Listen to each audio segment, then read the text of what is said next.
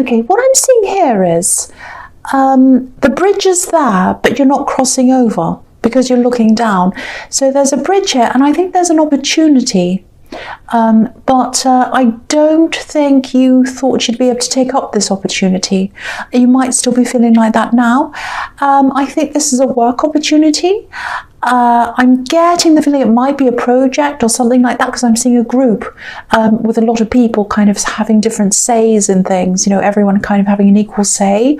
So it might be a project or a business, something like that. It might be a new job, it might just be how they run things, I don't know. But I am seeing a group. And I know this is specific, but yeah, there's a group of people that are coming together.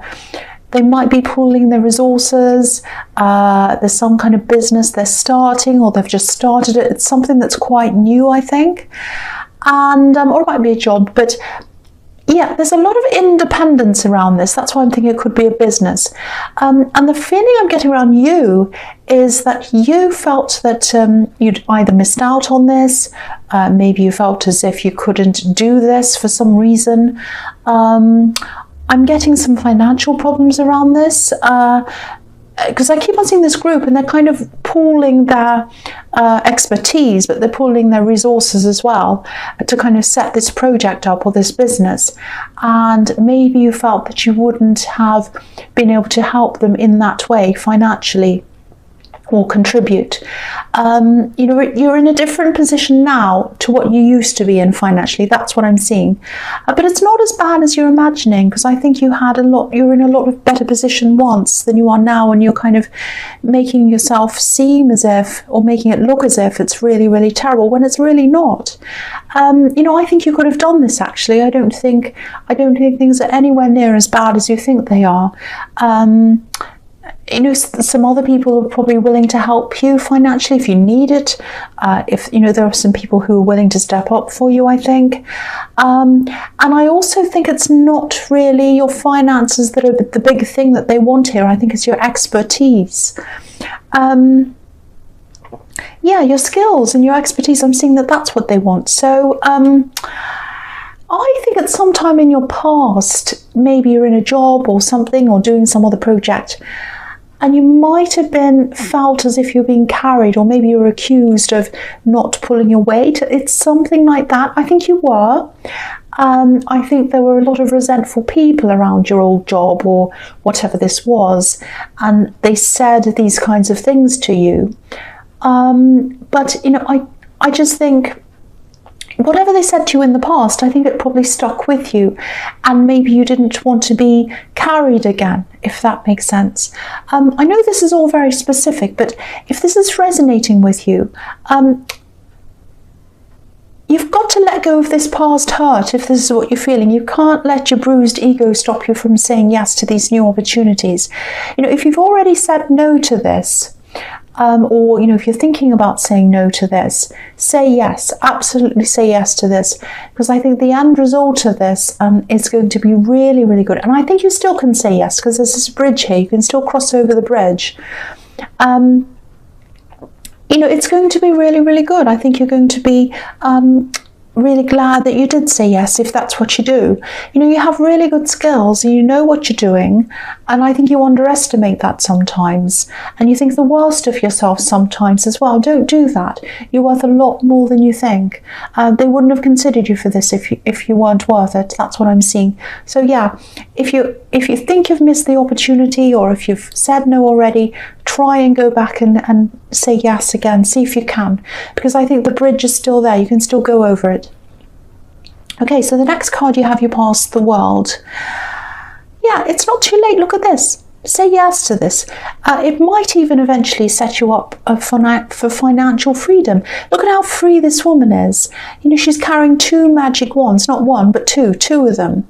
And, you know, this is victory as well. Look at this laurel wreath around her. So, you know, you might have had, I think you have this kind of worry as well. I'm getting this as well, that this is going to be a bit risky. You're a bit risk averse. You know, you might think, oh, I'm going to put a lot into this, a lot of work, a lot of money or something, and I'm not going to get anything out, and I'm really worried. I'm going to put all this work in. And I think this is because you did come from this time when there was a time when you were feeling really down financially. A lot of problems happened to you financially. You lost a lot of money at one time. And that's why you're feeling like this. That's why you're so cautious. I don't think this is as risky as you think it is. If you look at this woman, she's free, yeah, she is, but she's totally surrounded. She's protected by this wreath. And I think if you do this, you'll have a lot of freedom to make your own decisions, but you'll also be protected. This is the best of both worlds. This is what people dream about when it comes to work, having protection, but also having freedom. So at least think about this. If you're considering this, at least think about this. Try not to think about past jobs or what people have said or whatever. I think you might be subconsciously dragging yourself back into the past. You don't want to do that. There's no point in that. Please look forward, not backwards. Look at this. You could be like this. So, yeah, the last card you have your past is the Wheel of Fortune. So look at this. You have the World, and now you have this. If you do this, the changes are going to be really positive for you. If you know what this is, it really is the best of both worlds. That's what I'm seeing. So at least think about this. I'm not going to keep on repeating myself about that. I'm also seeing someone coming around to you, with this wheel. I'm seeing it turning around and around. So I think this person's been round to you before. They're coming around. Might be a second time, might even be a third time. I think they're either just thinking about coming around to you again, or they've already contacted you and they're kind of just talking to you a little bit. It might be either, could be either of those two things. Now, if they've contacted you, it might be just as a friend at this stage, or maybe they kind of try to ask you something and they've kept the conversation going. I'm seeing a few little text messages, nothing big, but I think they are showing you that they do want to keep up some kind of connection between you. And to me, I think they're just testing the waters. I think they're seeing if you're open to them. So they're just kind of putting their little toe in the water, seeing if you're okay. And if you're okay with that, then they might talk a little bit more, that kind of thing. There's a lot of backwards and forwards here. I don't know whether you've come backwards and forwards or they have, might be both of you. I think at one time, I think you would have been really excited to hear from them or even get a text or anything from them. Oh, yes, they're contacting me. I'm so excited. You were so wrapped up in this person at one time. You really were at one time. But not so much now. Not so much now. Okay, I don't know. Okay, I don't know if this is going to make sense, but this is what I'm seeing. So if you have a pendulum and you just hold it up and it starts swinging naturally, it starts swinging forwards and backwards, and each time it swings, the momentum gradually becomes less and less until it kind of stops in the middle somewhere. So for you, each time you connect again, your pendulum kind of doesn't quite swing as close to them as last time. It becomes less, the momentum becomes less and less. So the feeling I'm getting is you're not unhappy to hear from them, but you're not as happy and excited as you would have been once. So, and that's actually a good thing because it shows me you're a lot stronger than you were.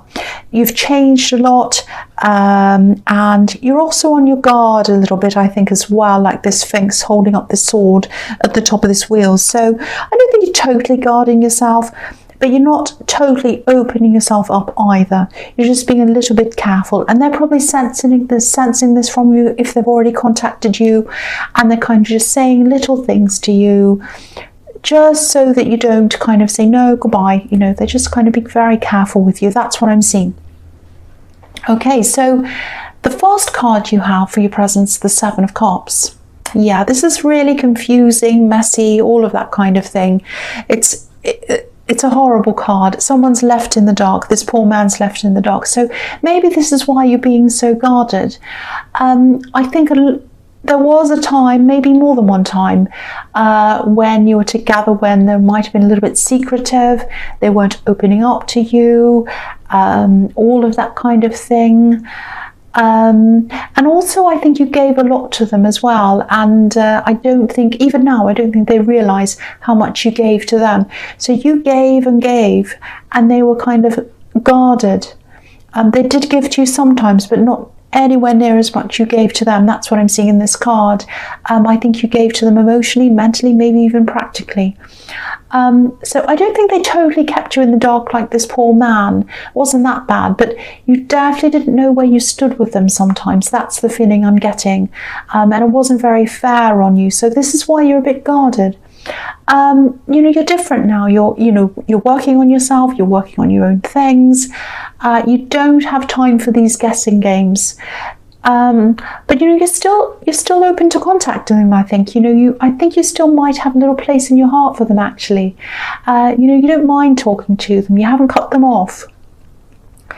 But you know, I think if you did eventually get back together properly, you know, I think it'd have to be under some kind of condition for you, that they'd be completely transparent with you this time. I think it'd have to be like that for you. You know, I think, yeah, I think you'd have to.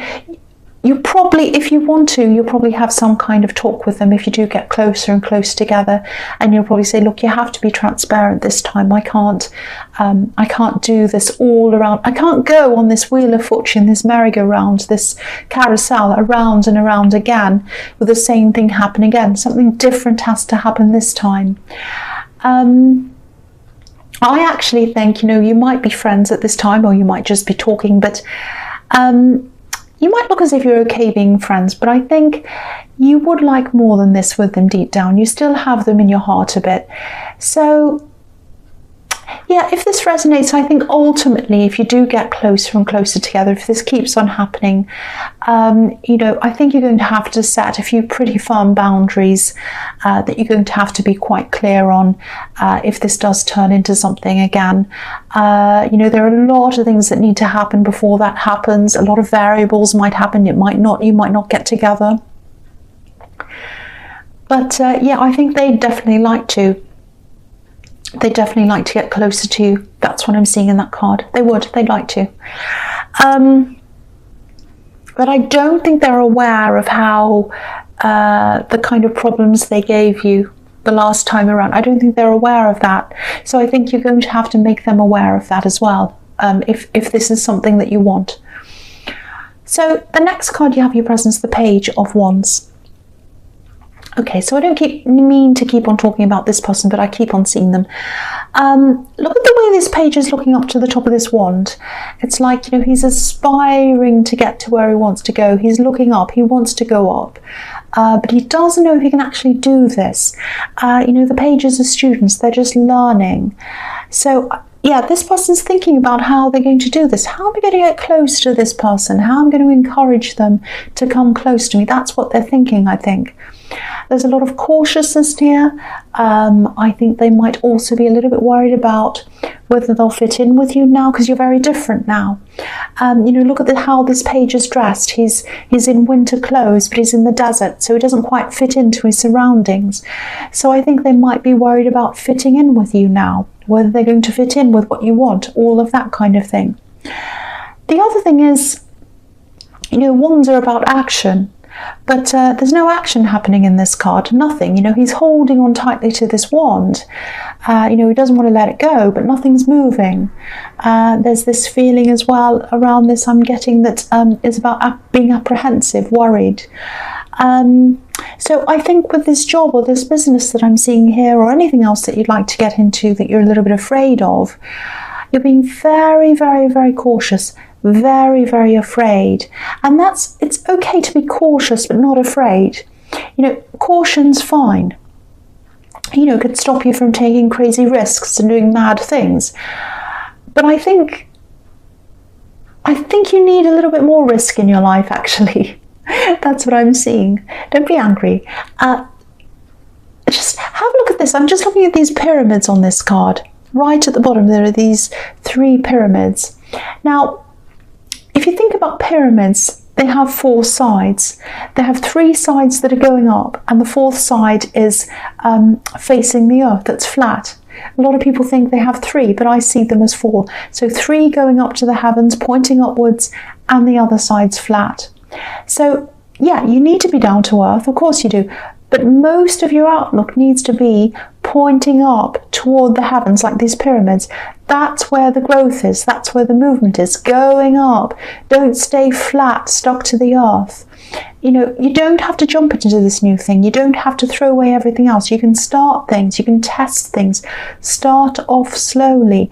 You know, even if you said yes to this thing right now, it's not going to start right now. You're going to have time to settle in. It's going to, you know, if it's a job, someone's going to have to leave before you start, and they're going to have to kind of sort things out for you legally and all of that kind of thing. If it's a business, it takes time. So don't worry about jumping in and being risky. I don't think that's going to happen here. I'm not seeing that. Yeah, think about this really, really carefully, because I'm getting messages all over the place about you having to push this, do this. Don't just sit there and do nothing. That's what I'm seeing in that card. I hope that made sense. I know that was a bit kind of crazy. Okay, so the last card you have your presence, the 8 of Swords. Yeah. Okay.